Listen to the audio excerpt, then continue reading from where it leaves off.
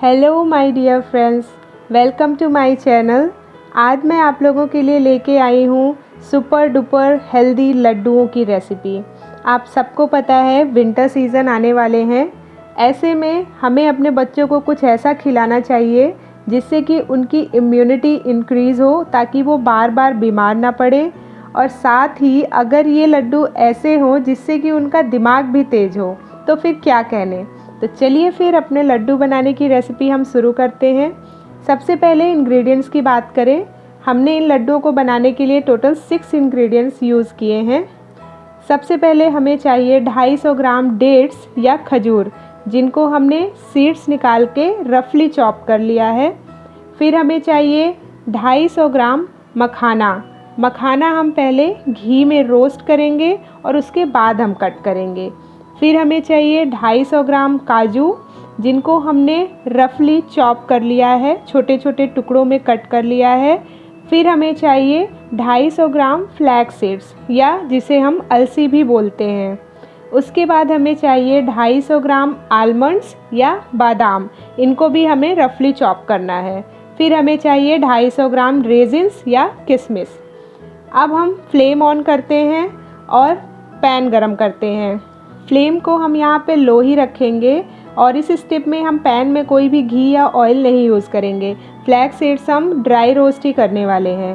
Flax seeds जो होते हैं वो फाइबर के रिच सोर्सेज होते हैं, जो कि डाइजेशन इम्प्रूव करने में हेल्प करते हैं। और साथ ही ये ओमेगा 3 फैटी एसिड्स, जो कि एक बहुत ही हेल्दी फैट होता है बच्चों के ब्रेन डेवलपमेंट के लिए, उसके भी ये रिच सोर्सेज होते हैं। पैन में वापस से 1 स्पून घी डालेंगे और अब हम अपने मखाना रोस्ट करने वाले हैं।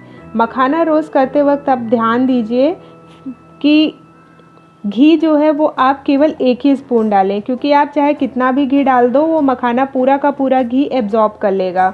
तो बेटर होगा कि आप थोड़ा सा ही घी डालें और फिर मखाना को रोस्ट करें।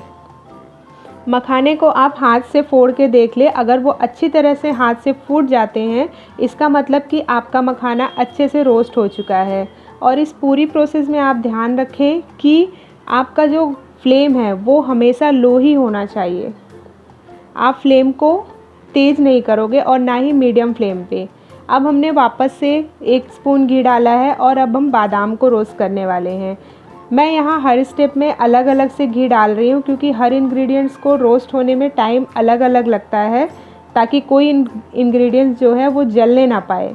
इसलिए मैं हर स्टेप में घी डाल रही हूँ और उनको अलग अलग रोस्ट कर रही हूँ।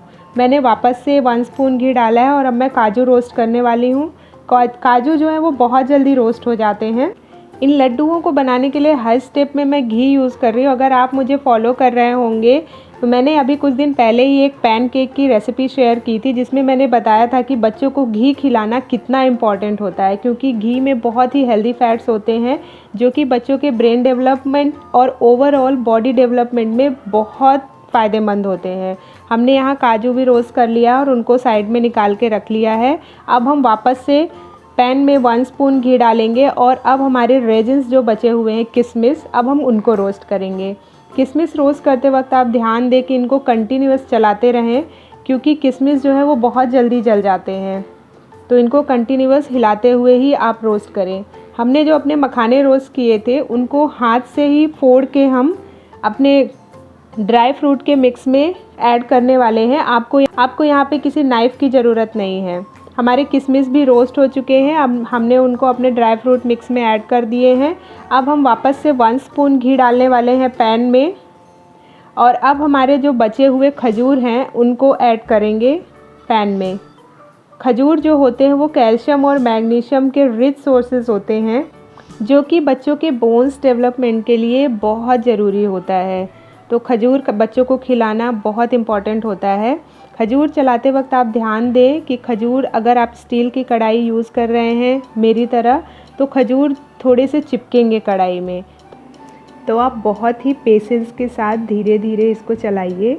खजूर जैसे जैसे मेल्ट होंगे ये अपने आप में ही बाइंड हो जाएंगे। ये देखिए, खजूर मेल्ट होने के बाद आटे की तरह बिल्कुल से बाइंड हो गया है।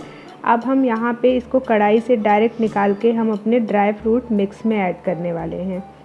यहाँ पे ध्यान रखिएगा, खजूर थोड़ा गर्म है, इसलिए जिस तरह से हम आपको दिखा रहे हैं उसी तरह से खजूर को मिक्स करिएगा, हाथ नहीं लगाइएगा वरना हाथ जल सकते हैं। तो आप स्पून की हेल्प से इसको गरम गरम ही मिक्स करते रहिए, क्योंकि अगर आप गरम गरम खजूर ड्राई फ्रूट में मिक्स करेंगे तो सारा का सारा ड्राई फ्रूट ये अपने आप में बाइंड कर लेगा।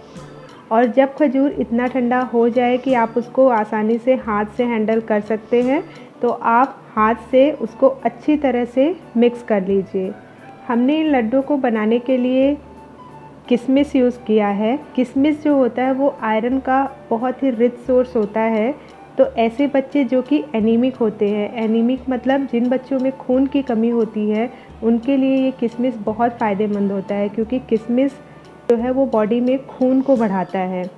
अब आप देखिए ये ड्राई फ्रूट पूरी तरह से मिक्स हो गए हैं और कितनी आसानी से लड्डू जो है वो बाइंड हो रहे हैं बिना किसी एक्स्ट्रा ऑयल या घी के हेल्प से। आप इन लड्डुओं को अपनी मर्ज़ी के अकॉर्डिंग छोटा या बड़ा साइज़ दे सकते हैं। हमने यहाँ साइज़ छोटा रखा है। हम यहाँ पे लड्डुओं को तोड़ के भी दिखा रहे हैं, देखिए कितनी अच्छे से बाइंडिंग हुई है। तो चलिए हमने जिसके लिए ये लड्डू बनाए हैं उससे पूछते हैं कि उसको ये लड्डू कैसा लगा। कैसा है रूही? टेस्टी है? Yes, it's very yummy. तो आप भी इन लड्डुओं को अपने घर में बनाइए, अपने बच्चों को खिलाइए और अपना एक्सपीरियंस मेरे साथ शेयर करिए। इसके रिगार्डिंग आपके कोई भी क्वेश्चंस हों, कोई भी सजेशंस हों तो आप उनको कमेंट बॉक्स में ज़रूर लिखिए, मुझे बहुत खुशी होगी।